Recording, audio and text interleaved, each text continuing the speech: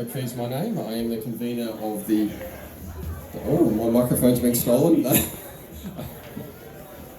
Thanks.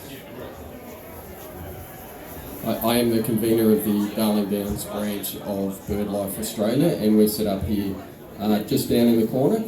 The Toowoomba region is lucky to have two fantastic bird groups here. We have the Toowoomba Bird Observers and also the Darling Downs branch of BirdLife Southern Queensland. So come over and have a look at our stand. We've recently published a book which is a birding guide to southwestern Queensland. You can have a look at that there, and there's a fantastic brochure that we worked on with Toowoomba Bird Observers and the Toowoomba Regional Council about birds in the Toowoomba area. It's the Toowoomba Region Birding Guide.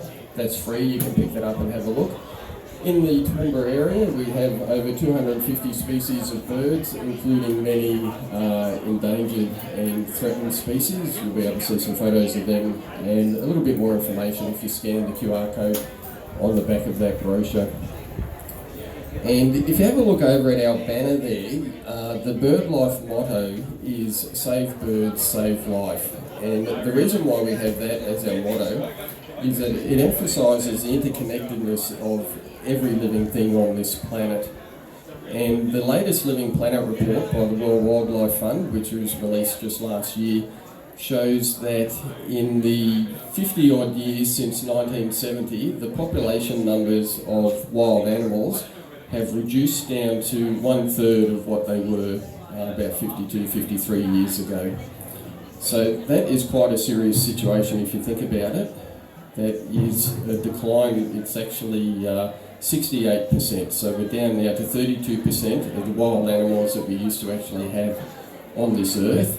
Now the extinction rate is roughly 100 times higher now than what the usual background extinction rate is that we can see from the fossil record. So we are in a serious situation in declining wildlife numbers and basically the biota on this planet. And that means a number of things. First of all, it's a complete moral disaster because this is their planet too. They have the right to live here just as much as anything else does. That's the number one thing that strikes me. But then there's a very serious practical element to it as well. And the animals and plants on this planet, as I'm sure everyone here is aware, they create the conditions which allow us to live. So we receive a huge amount of solar radiation every day, and that gets absorbed basically in the biosphere by the plants and animals. And without the population numbers that we used to have, all of that energy, a large amount of it basically escapes into the atmosphere in the form of entropy and just latent heat, and plays a huge role in destabilising our atmospheric conditions. And if you consider that human beings and all animals are actually formed out of complex chemical reactions with complex high energy chemical bonds, all of that energy that would have been absorbed by the biota, that's not happening now. So we need a very large amount of animals and plants to basically act as a heat sink to help stabilise the environmental conditions here on the planet, and that's not happening, and the Earth is warming up. So that's one component of it.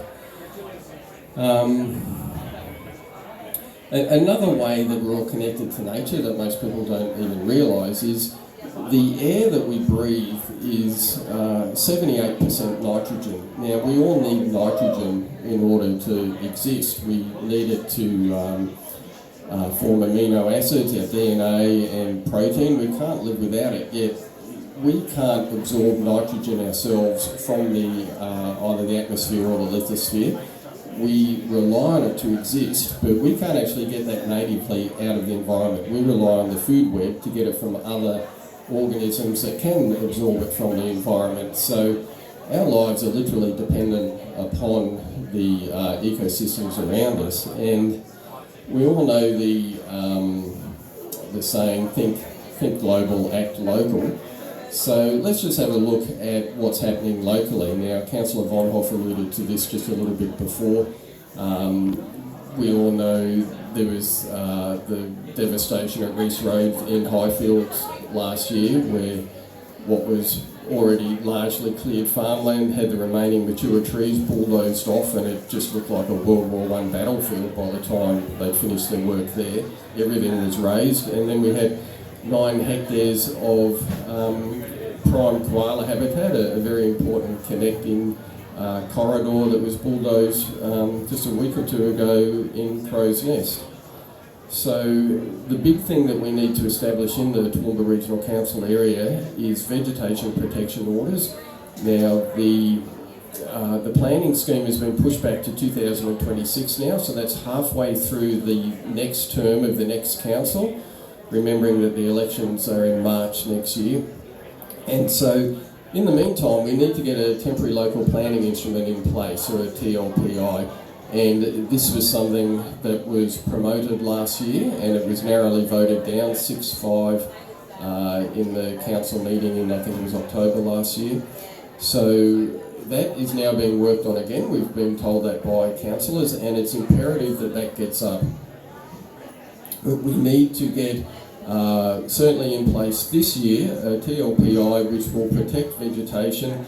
It's in the green infrastructure plan that wildlife corridors are protected. We need a way to identify corridors, important bushland. So the essential problem is that the 3 layers of government aren't intermeshing properly. There's a hole at the bottom where you can have a stand of bush that serves an important ecological purpose, but it won't be protected if the trees themselves aren't an endangered species. So as long as you don't harm a glossy black cockatoo or a koala or anything like that, you're quite welcome at the moment in the Toowoomba Regional Council to go and bulldoze whatever you like. And that's just simply not good enough, and it's not sustainable either. And the message that we want to send to the developers is that this is not what the community wants, it's not in the best interest of the community, and all of the surrounding councils in South East Queensland have some form of vegetation protection. We don't here, and that simply has to change. And I'd like to ask everyone here to keep up the pressure on the council to do this, okay?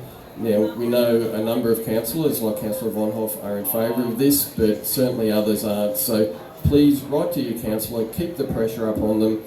The environmental groups here are working together to come up with our proposals of what a tree protection system would look like, and we're certainly going to be injecting that into the conversation very soon. But just as an individual, don't leave it up to councillors or others. Keep the pressure on them yourself in order for them to do something. The other big problem that we have is development approvals that were done years ago under completely different circumstances. We call these zombie approvals, and that's exactly what happened at Crow's Nest. That was approved in 2004, and now almost 2 decades later it comes into action, and that's not good enough either. So thanks for listening. Keep up the pressure on your councillors, and enjoy today. Thank you. And come and look at the birdlife stand. Hey, thanks a lot for that.